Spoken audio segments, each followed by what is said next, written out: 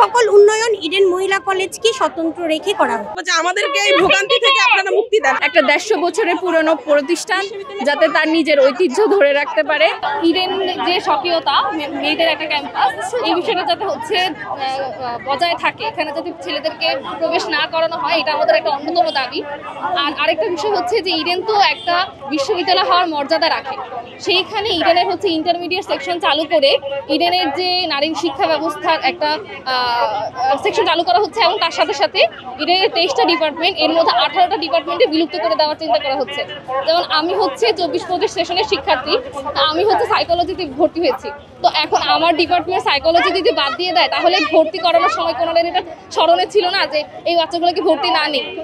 এই ডিপার্টমেন্টগুলো যাতে বিলুপ্ত না করা হয়, এটা আমাদের অন্যতম একটা দাবি। আরেকটা বিষয় হচ্ছে যে ইডেনের যে কর্মঘণ্টা, সেটাকে হচ্ছে ছোট করে ফেলা হয়েছে। তো আমরা চাচ্ছি যে 24 ঘন্টা ইডেনের কার্যক্রমগুলো চলবে এবং ইডেন একটা বিশ্ববিদ্যালয় হওয়ার মর্যাদা রাখে। তো এই বিষয়টা যাতে হচ্ছে বজায় থাকে। বিশ্ববিদ্যালয় হলে যেহেতু আপনি সম্ভাবনার কথা বলছেন, আমি চাইবো সকল উন্নয়ন ইডেন মহিলা কলেজকে স্বতন্ত্র রেখে করা হবে। স্বতন্ত্র বজায় রেখে আজকে আমাদের দেওয়া 5 দফা যদি ঠিক থাকে, সেই ক্ষেত্রে কর্তৃপক্ষ বিবেচনা করবে। আমরা তো দাবি রাখতে পারি। সরকারিভাবে এরকম সুযোগ সুবিধাপূর্ণ একটা নারীদের জন্য বড় প্রতিষ্ঠান কিন্তু বাংলাদেশে আর নেই। তারা যেহেতু আমরা আসলে আধুনিক বিশ্বগুলোকে অনেক বেশি ফলো করি, কিন্তু সেই স্থানে আসলে বাংলাদেশে আমরা জানি যে আধুনিক বিশ্ব চীন, মালয়েশিয়া, এই জায়গাগুলোতে অনেক নারীদের জন্য হচ্ছে আলাদা ইউনিভার্সিটি আছে। কিন্তু বাংলাদেশে আমরা এত উচ্চ উন্নয়নশীল দেশগুলোকে ফলো করি, কিন্তু আসলে বাংলাদেশে একটা নারী প্রতিষ্ঠান হবে না, এটা আমরা কেন ফলো করতে পারবো না? বরং আমার কাছে মনে হয়েছে যে আসলে রাজধানীর মতো একটা জায়গাতে এতগুলো ইউনিভার্সিটির মধ্যে ইডেন যদি একটা মহিলা ইউনিভার্সিটি হিসেবে ঘোষণা পায়, সেই হিসেবে মনে হচ্ছে যে এটার অনন্যতা আরো বেশি বাড়বে এবং আন্তর্জাতিক আরো বেশি দৃষ্টি আকর্ষণ করবে। আমরা তো ইউনিভার্সিটির পক্ষে, আমরা কিন্তু ইউনিভার্সিটির বিপক্ষে বলিনি।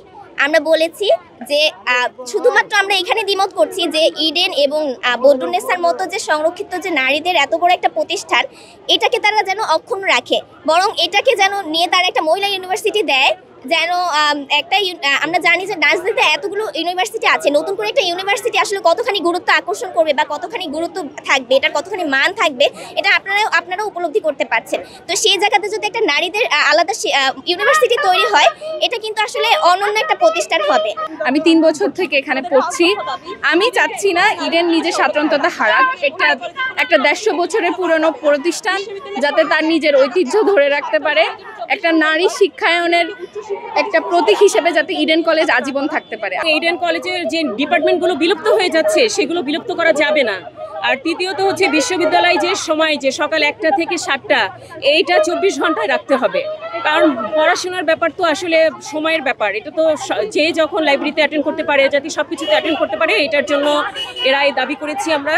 আর মহিলাদের প্রতিষ্ঠানে এত বছর, আপনারা জানেন যে ইডেন আজকের তৈরি না, এই ইডেন মহিলাদের জন্যই সংরক্ষিত সবসময়, এবং মেয়েরাই এখানে পড়াশোনা করছে, মেয়েরা এখান থেকে বের হয়ে সমাজের উচ্চপদস্থ অনেক জায়গায় ওরা যাচ্ছে, চাকরি করছে, কর্মক্ষেত্রে নিজেদের প্রতিভা বিকাশ করছে। কাজে ওদের বিকশিত হওয়ার পথ বন্ধ করা যাবে না। আমাদেরকে এই ভোগান্তি থেকে আপনারা মুক্তি দেন। আমাদের এই যে একটা কলেজকে বিশ্ববিদ্যালয় বানানোর নামে যে কম্বাইন করা হচ্ছে, সেইগুলো থেকে যেদিন আমাদেরকে মুক্তি দেওয়া হবে, আমাদের কলেজকে কলেজিয়েট করে একটা বিশ্ববিদ্যালয় করা হবে, সেদিন আমাদের কর্মসূচি শেষ হবে। কলেজিয়েট মডেল রেখে যদি আমাদের দাবিগুলো মেনে যদি এইরকম বিশ্ববিদ্যালয় তৈরি করা হয়, আমরা বিশ্ববিদ্যালয় চাই।